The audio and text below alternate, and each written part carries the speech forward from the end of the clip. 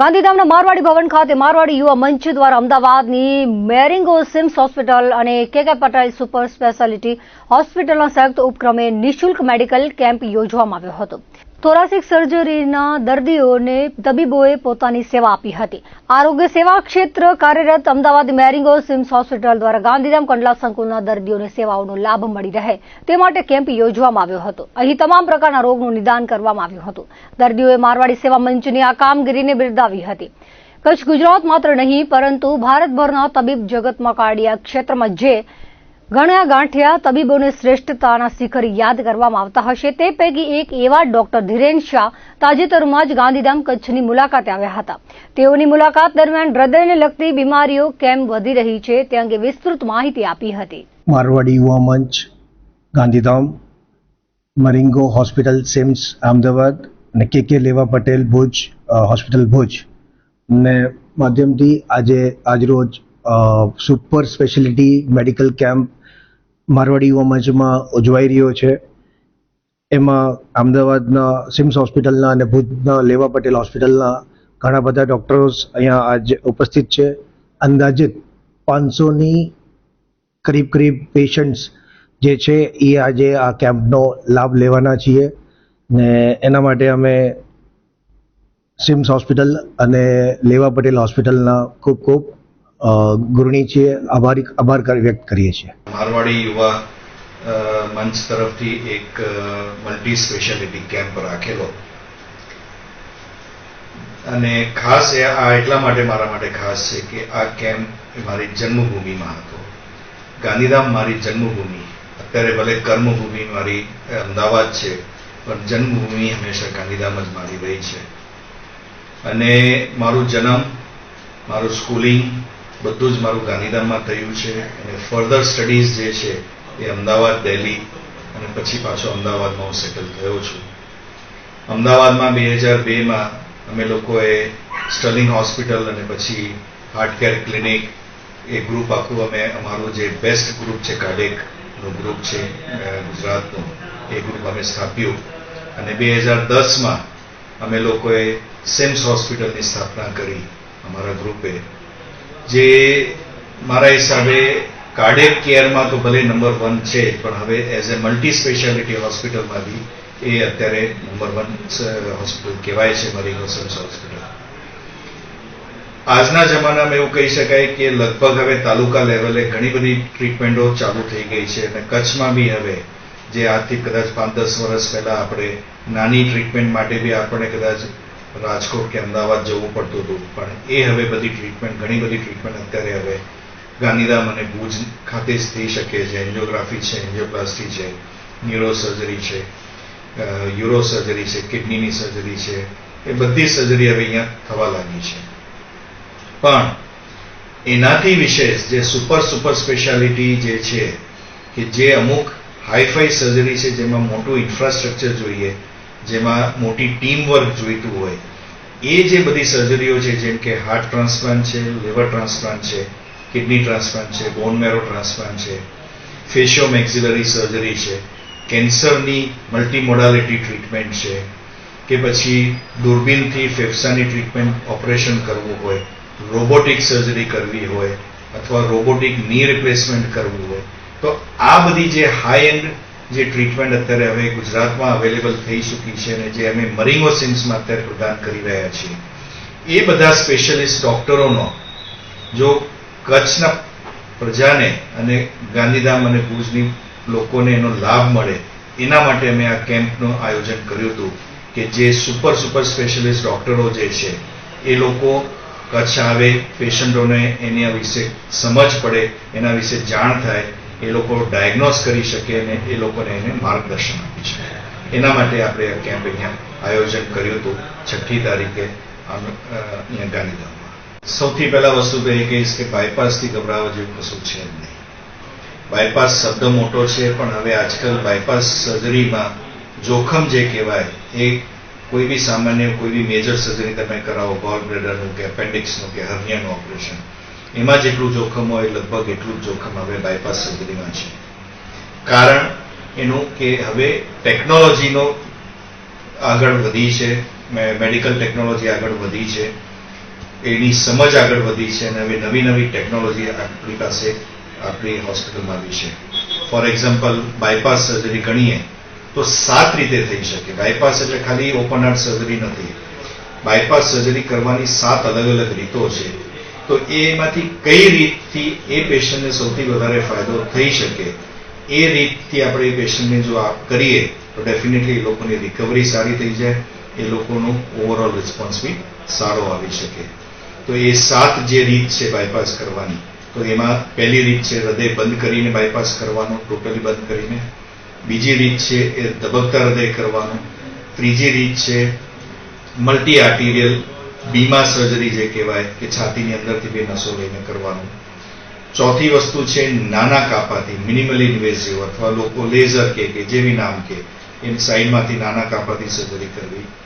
પાંચમી છે એ robotic surgery, કે રોબોટિક સર્જરી એટલે કાપો રોબોટના આશીષથી જ નાના કાપાથી જ 3-4 નાના કાપાથી જ એ સર્જરી થઈ શકે. છઠ્ઠી છે એ હાઇબ્રિડ સર્જરી, કે જેમાં 2 નળીમાં આપણે સાઈડમાં નાના કાપાથી કરીએ, રોબોટથી કરીએ, અને 1 નળીમાં એન્જિયોપ્લાસ્ટી કરી શકીએ જ્યાં સર્જરી પોસિબલ નથી. અને 7મી છે હૃદય નબળા પડી ગયેલા હૃદયની બાયપાસ સર્જરી. નોર્મલી લોકો જેને હાર્ટ એટેક આવી ગયો હોય, હૃદય 30% થઈ ગયું હોય, 25% થઈ ગયું હોય, તો લોકો એને ના કહી દેતા હોય કે આમાં કશું ના થઈ શકે, આમાં બાયપાસ ના થઈ શકે, કશું ના થઈ શકે. તો એવા પેશન્ટોમાં બી બાયપાસ શક્ય છે. અમે 20% અને 25% અને 15% જે લોકોના પમ્પિંગ હોય એવા લોકોના બી આપણે લોકોએ બાયપાસ કરી શક્યા છે. રોબોટના આશીષથી જ નાના કાપાથી જ 3-4 નાના કાપાથી જ એ સર્જરી થઈ શકે. છઠ્ઠી છે એ હાઇબ્રિડ સર્જરી, કે જેમાં 2 નળીમાં આપણે સાઈડમાં નાના કાપાથી કરીએ, રોબોટથી કરીએ, અને 1 નળીમાં એન્જિયોપ્લાસ્ટી કરી શકીએ જ્યાં સર્જરી પોસિબલ નથી. અને 7મી છે હૃદય નબળા પડી ગયેલા હૃદયની બાયપાસ સર્જરી. નોર્મલી લોકો જેને હાર્ટ એટેક આવી ગયો હોય, હૃદય 30% થઈ ગયું હોય, 25% થઈ ગયું હોય, તો લોકો એને ના કહી દેતા હોય કે આમાં કશું ના થઈ શકે, આમાં બાયપાસ ના થઈ શકે, કશું ના થઈ શકે. તો એવા પેશન્ટોમાં બી બાયપાસ શક્ય છે. અમે 20% અને 25% અને 15% જે લોકોના પમ્પિંગ હોય એવા લોકોના બી આપણે લોકોએ બાયપાસ કરી શક્યા છે. એની એક સ્પેશિયલ ટેકનિક હોય, સ્પેશિયલ પ્રિપરેશન હોય, એ બધું કરીને આપણે એની સર્જરી કરીએ તો સક્સેસ રેટ ઘણો સારો મળતો હોય છે. ખાસ વિશેષ સંદેશ એટલું જ કહીશ કે કચ્છ સામાજિક રીતે, આર્થિક રીતે સમૃદ્ધ થઈ રહ્યો છે, વ્યક્તિઓ સમૃદ્ધ થઈ રહ્યા છે, પણ જે ચિંતાજનક મને જે દેખાઈ રહ્યું છે એ છે કે બીમારી બી એટલી ને એટલી જ વધી રહી છે. અને નાની ઉંમરે હવે આજકાલ બાયપાસ સર્જરી કરાવવાની જરૂર પડતી આવી છે. મારી પાસે ઘણા બધા કચ્છના પેશન્ટો આવી રહ્યા છે. એટલે મારી એક જ સલાહ છે, પૈસો વધે છે પણ સાથે સાથે સુખ સમૃદ્ધિની સાથે સાથે શરીરની સંભાળ રાખવી, હૃદયની સંભાળ રાખવી બી એટલી જ જરૂરી છે.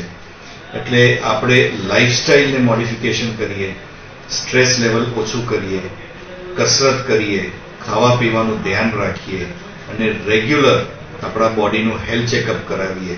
જેમ આપણે ગાડીની સર્વિસિંગ કરાવીએ છીએ એ જ રીતે આપણે બોડીની બી સર્વિસિંગ અથવા હેલ્થ ચેકઅપ આપણે રેગ્યુલેટર ઉપર કરાવીએ તો ડેફિનેટલી આપણે સ્વસ્થ જિંદગી જીવી શકીએ અને આપણે જે પૈસા કમાવી રહ્યા છીએ એને આપણે માણી શકીશું. જો આપણું શરીર સ્વસ્થ નહીં હોય અને આપણું હૃદય સ્વસ્થ નહીં હોય તો કરોડો રૂપિયા બી કમાવીશું પણ એને આપણે માણી નહીં શકીએ. એટલા માટે ખાસ જરૂરી છે શરીર અને હૃદય અને મન સ્વસ્થ રાખો અને સુંદર જીવન જીવો. હું ઘરમાં બી અમે લોકો ઘણી વાર ડિસ્કસ કરીએ કે હું નહીં કરું તો કોણ કરશે, કચ્છી નહીં કરે તો કોણ કરશે.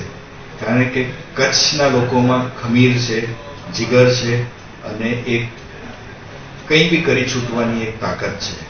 કારણ કે કચ્છના લોકો એટલી મુશ્કેલીમાંથી ઊભા થયા છે, પ્રકૃતિ એની અગેન્સ્ટમાં છે, જમીન એટલી બધી સારી નથી, એટલે લોકોએ ખૂબ દુઃખ વેઠ્યું છે. એવામાંથી બહાર આવીએ ત્યારે ડેફિનેટલી આમાં હંમેશા વિલ પાવર અને જીગર વધારે હોય. અને તમે જોશો કે કચ્છના લોકો જ્યાં જ્યાં ગયા છે ત્યાં એ લોકોએ બહુ મોટું નામ કર્યું છે, કારણ કે એના જીન્સમાં છે, એના લોહીમાં છે. અને ઓબ્વિયસલી આ હાર્ટ ટ્રાન્સપ્લાન્ટ પ્રોગ્રામ મેં ચાલુ કર્યું તો એનું સૌથી મુખ્ય કારણ હું એ કહીશ કે મારું કચ્છી જ છે.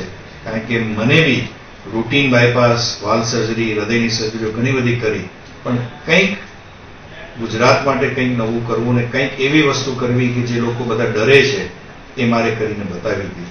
અને એટલા માટે જ હાર્ટ ટ્રાન્સપ્લાન્ટ ઓબ્વિયસલી જેની જરૂર હતી ગુજરાતમાં એ આપણે કર્યું છે. સૌથી પહેલી વસ્તુ તો મરિંગો સિમ્સમાં એક આત્મીયતા છે.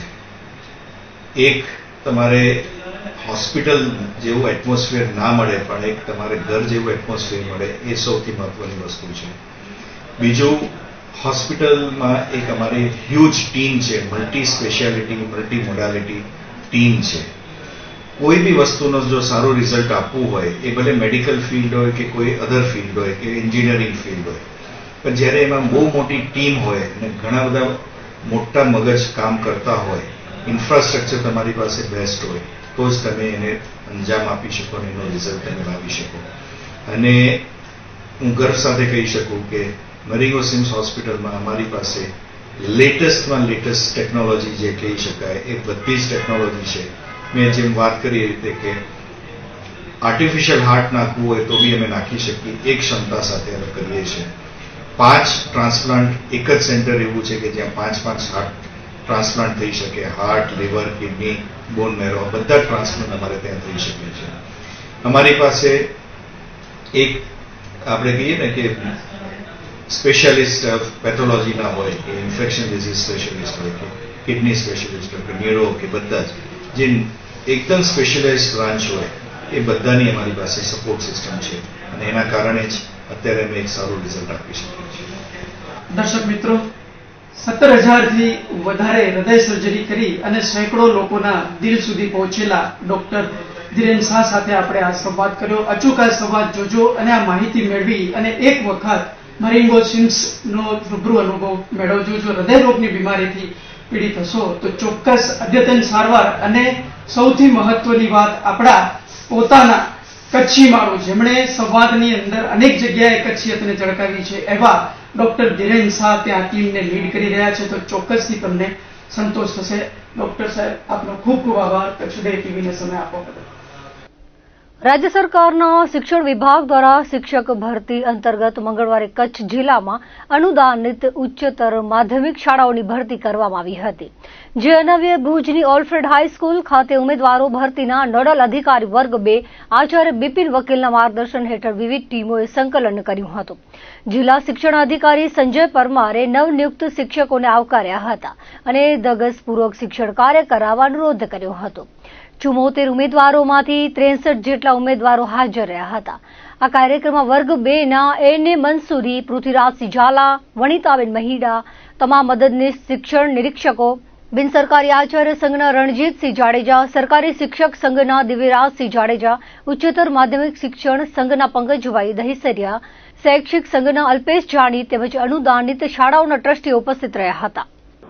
ગુજરાતના શિક્ષણ વિભાગ દ્વારા ઉચ્ચતર માધ્યમિક ગ્રાન્ટેડ વિભાગની અગાઉ જાહેરાત આપવામાં આવેલી હતી. એ સંદર્ભે આજરોજ એનો હુકમ વિતરણનો કાર્યક્રમ ઓલ્ફેડ વિદ્યાલય ભુજ ખાતે રાખવામાં આવ્યો. એના અંદર અમને કુલ રાજ્ય સરકાર તરફથી 74 જેટલા ઉમેદવારો ફાળવવામાં આવેલા હતા. એ પૈકી અત્યારે બપોર સુધીના અંદર 63 જેટલા ઉમેદવારો હાજર થયા છે. આ 63 ઉમેદવારોને એમના જે ટ્રસ્ટી મંડળ, એમના પ્રિન્સિપાલોને પણ બોલાવવામાં આવેલા હતા અને કચેરી દ્વારા એમને ભલામણપત્ર આપવામાં આવેલા હતા અને જે તે ટ્રસ્ટ તરફથી હુકમ તૈયાર કરી અને ઉમેદવારોને સ્થળ ઉપર જ એના નિમણૂકના હુકમ આપવામાં આવ્યા. ખાસ કરીને આજે હુકમ અમે આપેલા છે. આવતીકાલથી 7 દિવસ સુધી એ તમામે તમામ ઉમેદવારો એ કચ્છની તમામે તમામ શાળાઓના અંદર હાજર થશે અને આપણે વિદ્યાર્થીઓ માટે ખૂબ સારા સમાચાર છે કે એમને આ શિક્ષકો જે ઘટ હતી એ પૂર્ણ થશે અને આપણે આમ તો કચ્છનું પરિણામ આપણું ખૂબ સારું દર વર્ષે હોય છે. આ વખતે પણ આપણે આશા રાખીએ કે આપણને શિક્ષકો જે નવીન મળ્યા છે એ નવીન શિક્ષકોની મદદથી આપણે ખૂબ સારું શિક્ષણ કાર્ય કરાવી શકીશું. જ્ઞાન જ્યોત પૂજ્ય આચાર્ય ભગવંત યશો વિજય સુરેશ્વરીજી મહારાજ સાહેબનો મહામંગલકારી નવયુગ પ્રવર્તક ચાતુર્માસ પ્રવેશ મહાવીર સ્વામી જિનાલય ખાતે સામયું કરવામાં આવ્યું હતું. પૂજ્ય ગુરુદેવે માંગલિક પ્રવચન ફરમાવ્યું હતું. વિરાટ ધર્મસભાનું આયોજન બાદ સંઘની નવકારસીનો લાભ દોશી રીટાબેન રમણીકલાલ પરિવારે લીધો હતો. આ પ્રસંગે સમસ્ત જૈન સંઘ દ્વારા બપોર સુધી ધંધા રોજગાર બંધ રાખી કાર્યક્રમમાં જોડાયા હતા. તો દર્શક મિત્રો, આ હતા અત્યાર સુધીના કચ્છ ટીવી સમાચાર. ફરી મળીશું નવા સમાચારો સાથે, નવી અપડેટ સાથે. ત્યાં સુધી મને રજા આપશો. નમસ્કાર.